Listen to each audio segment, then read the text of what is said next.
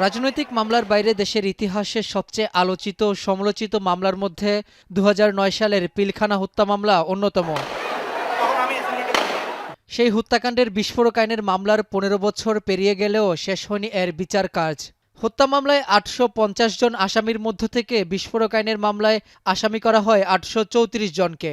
হত্যা মামলার সঙ্গে এই মামলাটির বিচার কাজ শুরু হয়েছিল ২০১০ সালে। আলোচিত এই মামলার প্রায় ১৩০০ সাক্ষীর মধ্যে গত ১৫ বছরের রাষ্ট্রপক্ষ সাক্ষী উপস্থাপন করতে পেরেছে মাত্র ২৮৩ জনকে। বিডিআর হত্যাকাণ্ডের ঘটনায় দায়ের করা হত্যা মামলায় বিচারিক আদালতের রায়ের পর হাইকোর্ট থেকে খালাস পান ২৮৩ জন। এছাড়া বিভিন্ন মেয়াদে সাজা দেওয়া হয় ২২৮ জনকে, যাদের প্রত্যেকের সাজা খাটা শেষ হলেও শুধুমাত্র বিস্ফোরক আইনের মামলার কারণে আটকে আছে প্রায় ৪৫০ আসামির জামিন প্রক্রিয়া।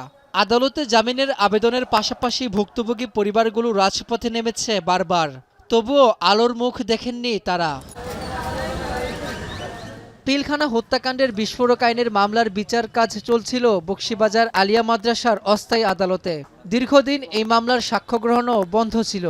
৫ আগস্টের পর তার কয়েকটি শুনানি অনুষ্ঠিত হয় ঢাকা মহানগর দায়রা জজ আদালতে।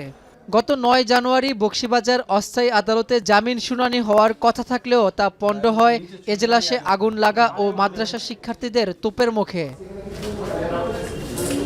জামিন শুনানি নিয়ে রাষ্ট্রপক্ষের আইনজীবী বলছেন, যত দ্রুত সম্ভব সাক্ষ্য গ্রহণ শেষ করে বহুল আলোচিত এই মামলাটি নিষ্পত্তি করা হবে। সরকার পক্ষ, সংশ্লিষ্ট যারা আছেন এবং প্রসিকিউশন টিম হিসাবে আমরা সবাই প্রস্তুত এবং আন্তরিক যে আমরা চাই এটা আইনের স্বাভাবিক গতিতে চলমান থাকুক। যতদিন মামলাটা রায়ের পর্যায়ে পর্যন্ত না যায় ততদিন পর্যন্ত এটা সাক্ষ্যজনক থাকবে। আসামিপক্ষের আইনজীবীরা বলছেন, আওয়ামী সরকারের আমলে খালাস পাওয়া ও সাজা ভোগ করা ব্যক্তিদের জামিন নিয়ে গড়িমসি ও রাজনৈতিক হস্তক্ষেপ হয়েছে। সাজা ভোগ শেষ হওয়ার পরও কারাগারে আটকে থাকা মানবাধিকার লঙ্ঘন। ভুক্তভোগী পরিবারগুলোকে বাঁচাতে দ্রুত মামলাটি নিষ্পত্তি প্রয়োজন। আইনানুগ সকল পন্থা তাদের বিবেচনা নিয়ে ছেড়ে দেওয়ার সুযোগ থাকা সত্ত্বেও সেটাকে ব্যবহার না করে আবারও তাদেরকে আটকে রাখা, এটা চরম তামাশা করা হচ্ছে তাদের সাথে, তাদেরকে উপহাস করা হচ্ছে।